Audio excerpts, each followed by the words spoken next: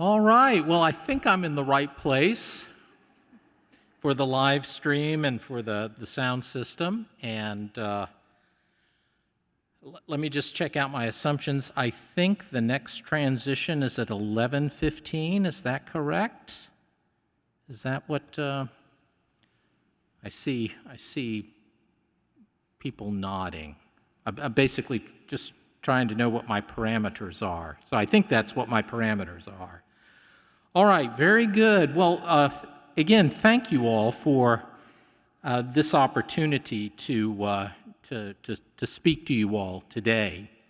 And truly, as I said before the sermon, this is a significant marker in the life of the diocese.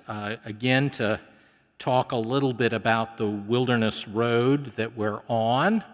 I said to the men of the diocese last month at DuBose at the layman's conference that I was now beginning to regret the entire idea of the wilderness road that I had shared with you all some time ago, because it's sort of like being the good news is that you are a prophet who can see into the future. The bad news is that what you saw as a possibility turns out to be the case. In other words, the wilderness road that we're on is even more winding than I thought.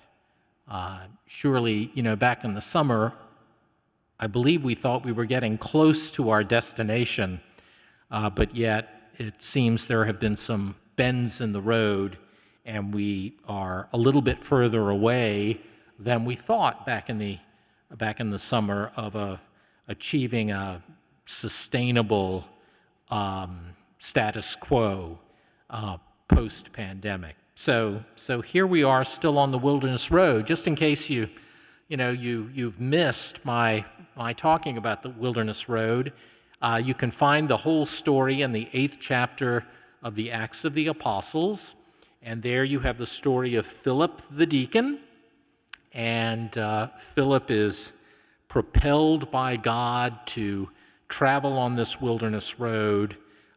He's been shaken out of his fulfilling ministry to the church in Jerusalem. The church has been scattered, and suddenly he finds himself not ministering to a close-knit, tight-together community, but he finds himself on the road as an evangelist, doing a new kind of ministry. And the whole idea is that, we in the church, we've also been shaken up. We've been propelled by the Holy Spirit, the wind from God, into new ministries, challenging ministries that maybe are not as comfortable as the usual thing that we have been doing for, the last few decades or so. And but that it's God's purpose to shake us up. And as uncomfortable as that is, and as challenging as that is, it's still what God has placed in front of us. And of course, we don't know the mind of God. I'm still scratching my head over some of the strange things that God has done, and I can't tell what the plan is, but I know there is a plan. And that God is at work in whatever arises in the life of the church and in the life of the world.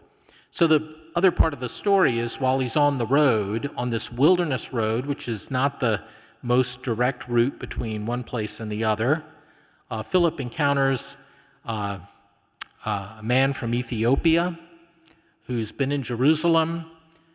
He's clearly a follower of God. But yet he does not understand what he reads in the prophet Isaiah about the suffering servant. And Philip, of course, knows that the key to the riddle of the text that the Ethiopian eunuch is reading along the wilderness road is Jesus Christ himself. So Philip shares the good news with him, and then the Holy Spirit whisks Philip away for another mission. But tradition tells us that the man from Ethiopia went back there and was one of the founders of one of the strongest early Christian churches and the strongest Christian church in Africa, where Christianity took hold in Ethiopia, and the gospel was preached and began to be preached on that continent. From that small encounter on the wilderness road, so much happened. God was at work in that. You see, God, there was persecution of the church in Jerusalem. Everybody got shaken up. Philip headed out on the road to do new ministries, and out of that new ministry came this incredibly significant development in the life of the church. So, God is doing stuff with us, and God is going to bless these ministries that have emerged. But when you're on a wilderness road, you often can't see your destination. There are washed out places on the road, places where you can stumble, get in trouble.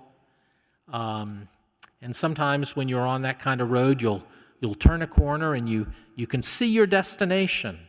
But then the long and windy road turns some more corners, and suddenly you can't see how close you are or how far.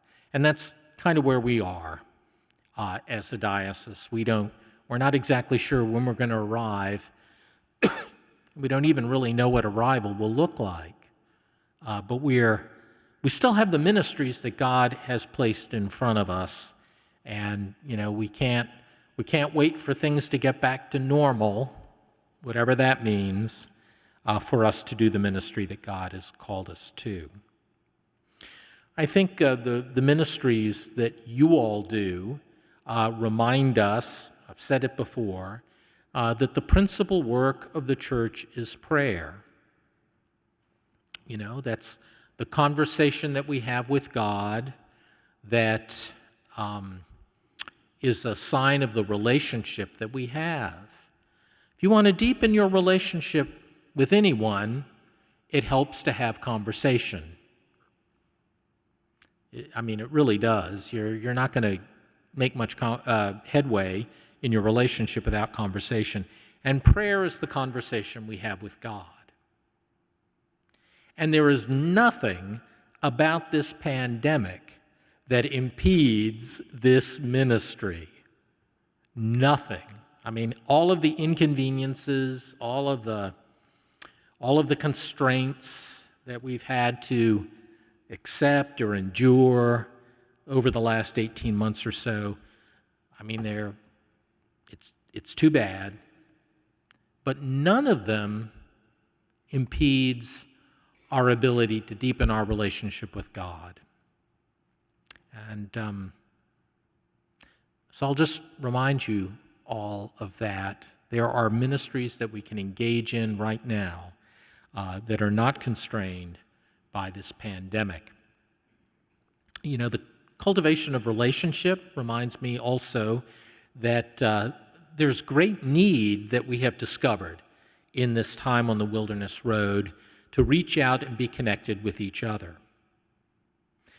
Now, this was true before we even heard about COVID-19. For many of our members, there are challenges of isolation and loneliness. That was true before the pandemic, and I think maybe the silver lining of the pandemic is that in our desire to reach out to each other in a time when we were, safer at home or isolated from each other, what we discovered is this truth that many of our members are disconnected. And it started before the pandemic. And again, this is a ministry that we can do without, with all the constraints that we have on gathering and being together, we can still reach out to each other and break down the walls of isolation And we can address the issues of loneliness simply, and it's so simple.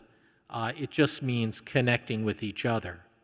Again, it's a form of deepening relationship. If prayer is the kind of relationship, the conversation that we have with God to deepen our relationship there, being in touch with each other is the way in which we cultivate and nurture our relationship, and we go deeper. And we break down those walls of isolation between us, and we address each other's deep need and whatever loneliness that there is. So that was an issue before the pandemic, and maybe the silver lining of this time in our life is that we're reminded of our real need to connect with each other.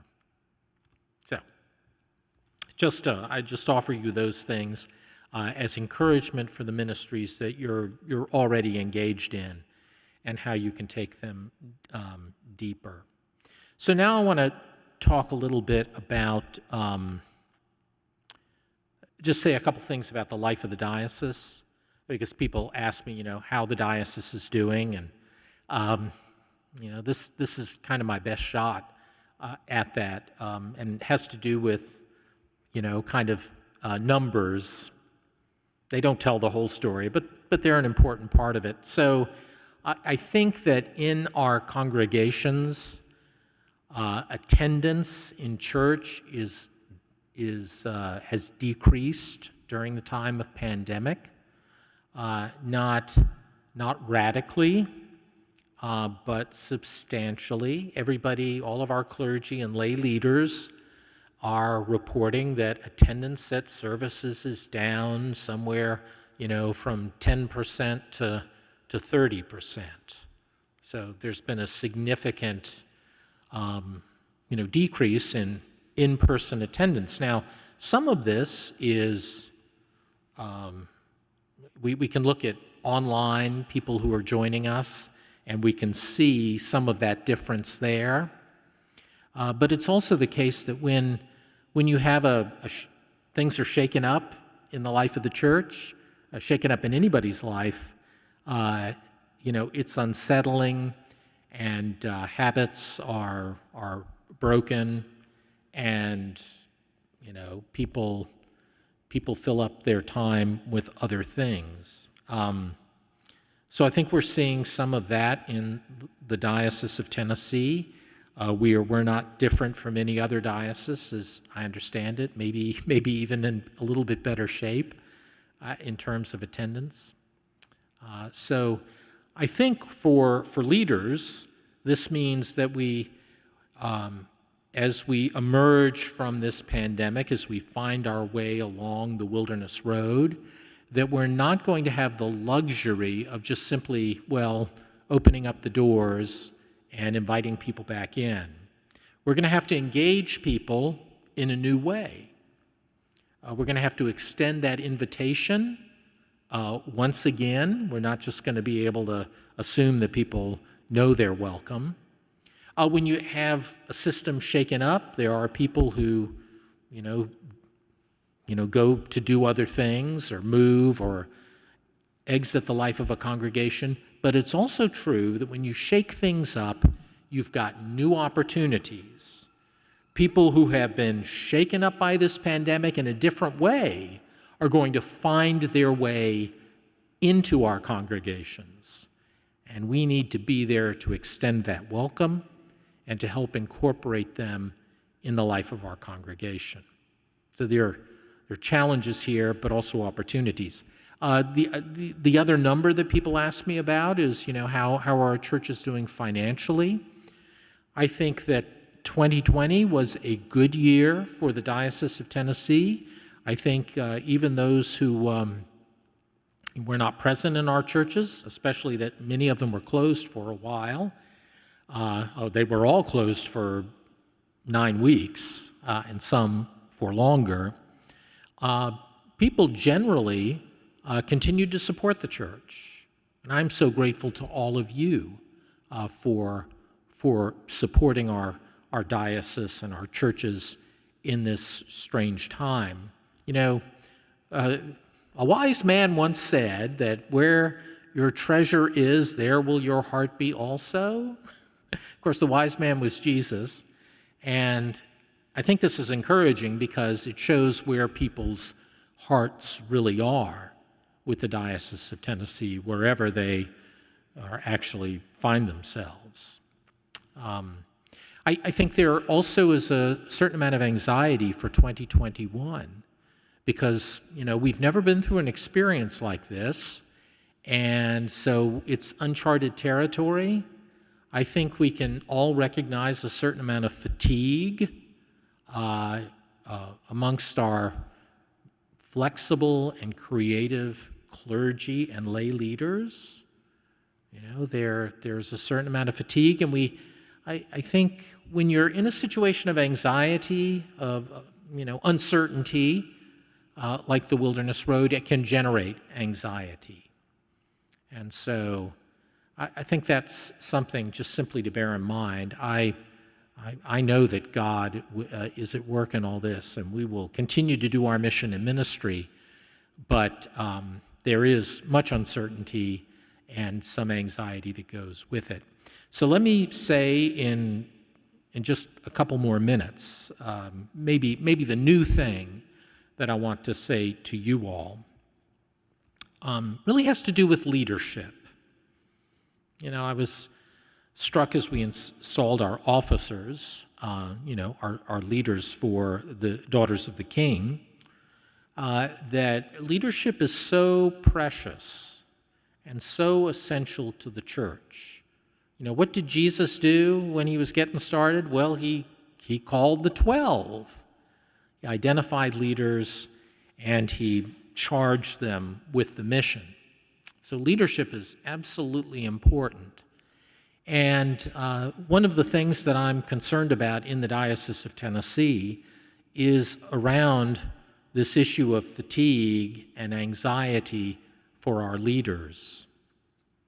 Now, I'm including all of you in that term, leaders, because you may not be an officer of the Daughters of the King or the Episcopal Churchwomen, but I know you all, and you are leaders in your congregation. You may not have formal leadership, you may not be on the vestry, or you may not be on the church staff, or head up a ministry, or whatever, but you all are all leaders. And I'm concerned about the fatigue that leaders feel in a time of uncertainty. And I'm concerned that we, continue to recharge and refresh as leaders. I've already told you about prayer, so that's part of the way that you can do that.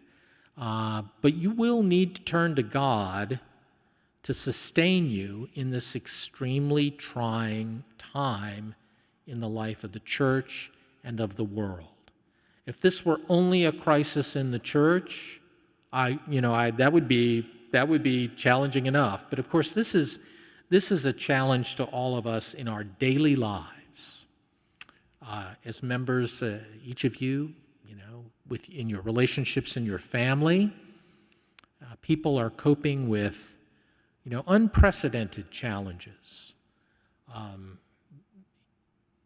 Work, if you work outside the home, you'll know that your business is coping with challenges. And of course, your church is coping with challenges too. So we're going to need to go back to the well to refresh ourselves.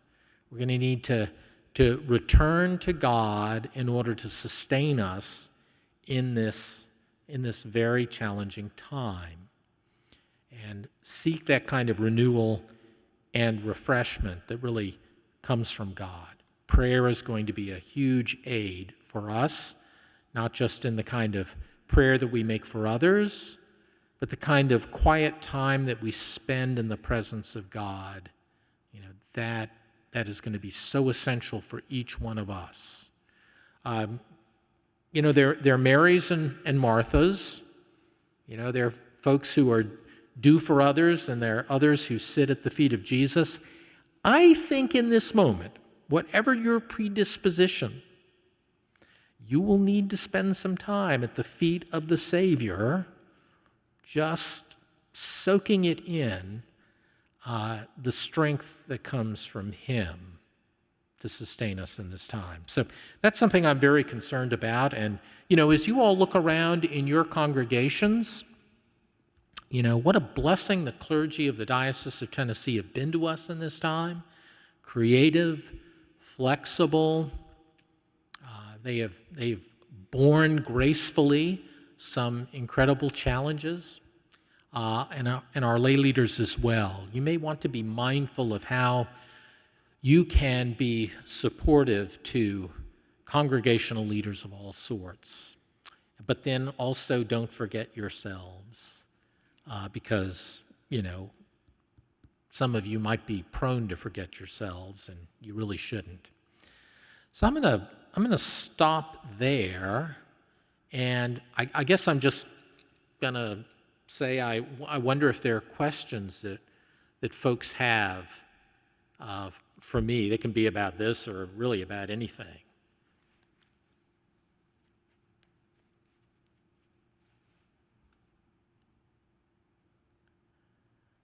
Well, thank you all again for everything you're doing. You all are in my prayers, and I beg your prayers for me as well. Now, does anybody know what our next instruction is? Yes.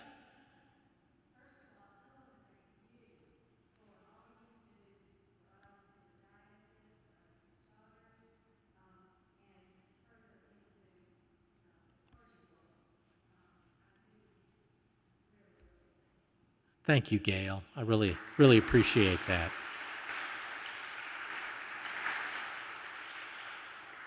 It's such an enormous privilege to minister in the Diocese of Tennessee. I love you all, and I am so grateful to you for calling me to be here back in 2006, and it's just been such a blessing. So where are we headed next? Are we...